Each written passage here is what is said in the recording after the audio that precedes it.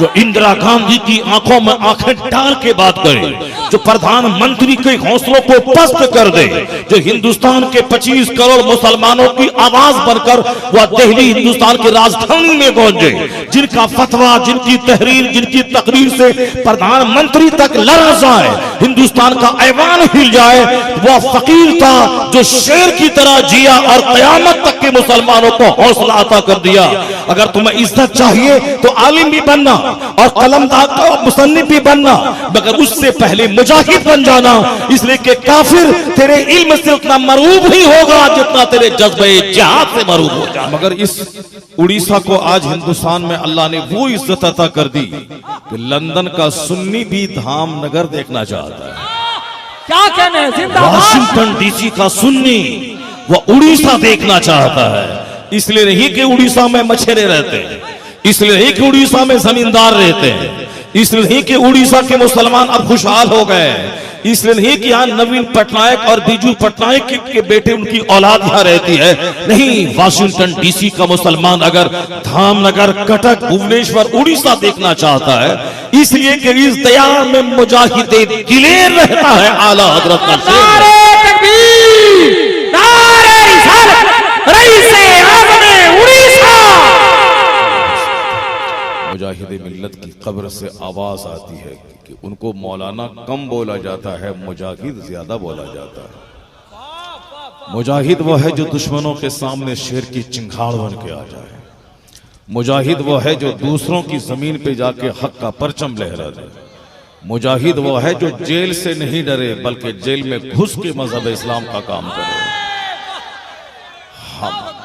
हम और तुम जेल से डरते हो, हम लोग जेल से डरते हैं, और हम लोग अगर जेल चले भी जाएं तो हमारे मानने वाले इतने कमजोर हैं कि वो बोलेंगे जैसा किया था वैसा भर रहा है।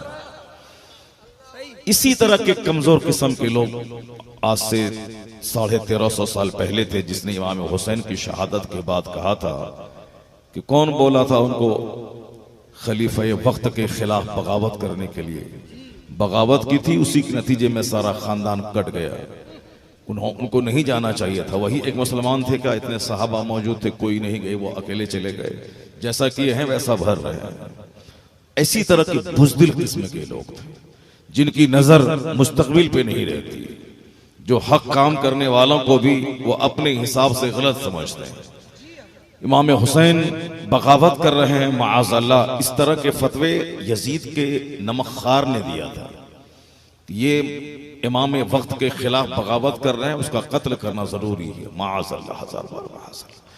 इस तरह के गिरे हुए लोग जो पैसे पे जान दे दें, जो घर मकान पे जान देते हैं, उस वक्त भी मौजूद थे और आज भी मौजूद है। हालांकि मैं जेल गया नहीं, लेकिन जेल जाने का सारा काम हो चुका था। लेकिन वही पता चल गया कि 80% लोग जहां मेरे लिए दुआ कर रहे थे, 20% काम चोर किस्म के लोग ये कह रहे थे मौलाना को ऐसी बात बोलने की क्या जरूरत थी, क्यों ऐसा बोल दिया, क्यों ऐसा बोल दिया, क्यों ऐसा कह दिया।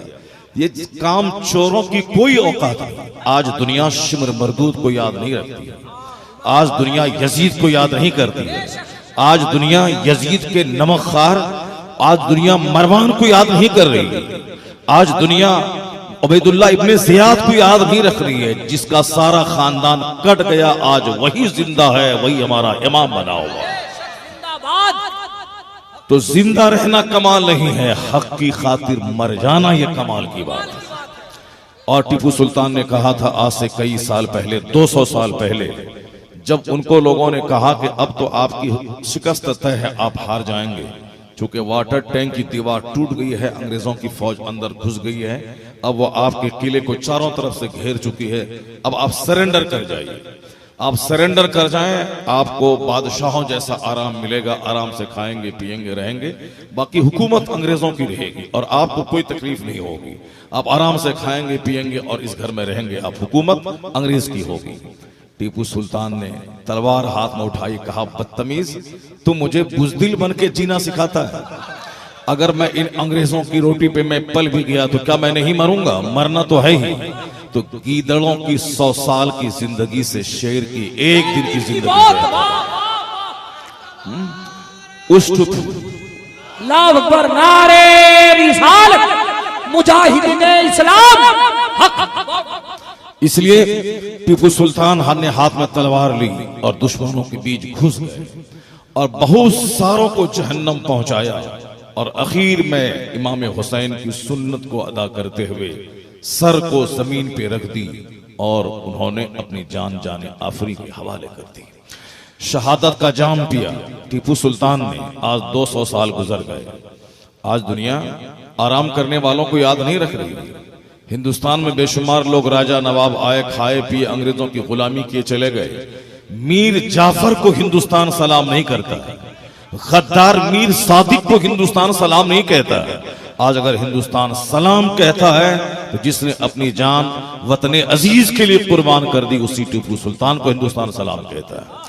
तो शहीद होने वालों को कयामत तक के लिए अल्लाह बुलंदी अता फरमा देता है। दुनिया में कद्र शहीद की होती है, दुनिया में कद्र गाजी की होती है, दुनिया में कद्र मुजाहिद की होती है।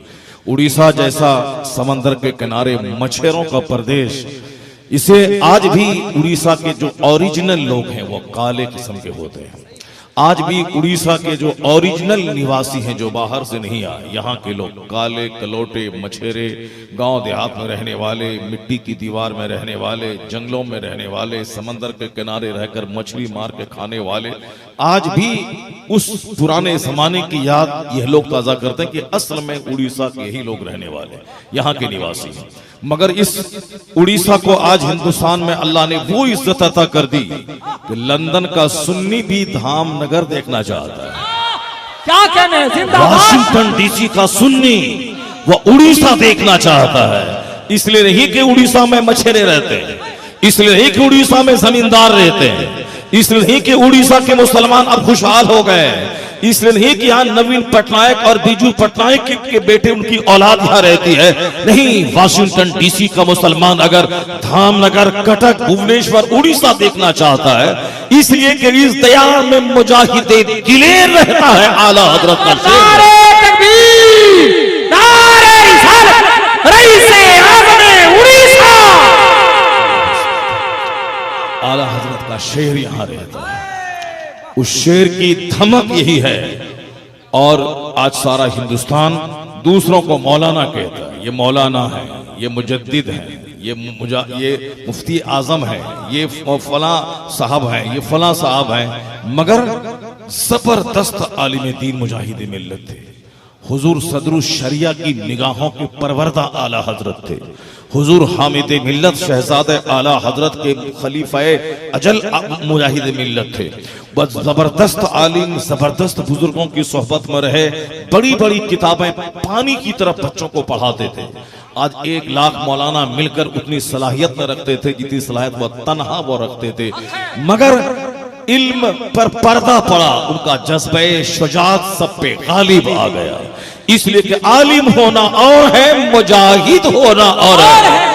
जो इंदिरा गांधी की आंखों में आंखें डाल के बात करे, जो प्रधानमंत्री के हौसलों को पस्त कर दे, जो हिंदुस्तान के 25 करोड़ मुसलमानों की आवाज बनकर वह दिल्ली हिंदुस्तान की राजधानी में पहुंचे, जिनका फतवा, जिनकी तहरीर, जिनकी तकरीर से प्रधानमंत्री तक लड़ जाए, हिंदुस्तान का ऐवान हिल जाए, वह फकीर था जो शेर की तरह जिया और कयामत तक के मुसलमानों को हौसला अता कर दिया। अगर तुम्हें इज्जत चाहिए तो आलिम भी बनना और कलमदार का मुसन्निफ भी बनना, मगर उससे पहले मुजाहिद बन जाना। इसलिए कि काफिर तेरे इल्म से उतना मरूब ही होगा जितना तेरे जज्बे जिहाद से मरूब हो जाएगा। वाह वाह वाह। आज हमारी बुज़दिली ने मुझको तबाह कर दिया। आज हमारी काहिली ने मुझको कहीं का नहीं छोड़ा। आज हमें बाल बच्चों की मोहब्बत ने हमको निकम्मा और कामचोर बना दिया। बिहार वाले कामचोर बन जाएं चलेगा, मगर उड़ीसा वाले कामचोर मत बनना, क्योंकि बिहार में मुजाहिद मिल्लत की कब्र नहीं है, उड़ीसा में मुजाहिद मिल्लत की कब्र है। इसलिए तुम लोग बाल बच्चों से ऊपर उठ के काम करना। घर मकान की मोहब्बत से ज्यादा इस्लाम की मोहब्बत दिल में बसाना। और जब भी सुस्ती और काहिली आ जाए तो मुजाहिद मिल्लत की कब्र पे हाजिरी देते रहना। उनकी कब्र से जज्बे जिहाद मिलता है। उनकी कब्र पे हाजिरी से आदमी को जीने की उमंग मिलती है। उनकी कब्र पे हाजिरी देने से आदमी को लगता है कि मेरा सर मेरे जिस्म पे बोझ है। जब तक ये सर इस्लाम के नाम पे कट न जाए उस वक्त तक जिंदगी का हक अदा नहीं।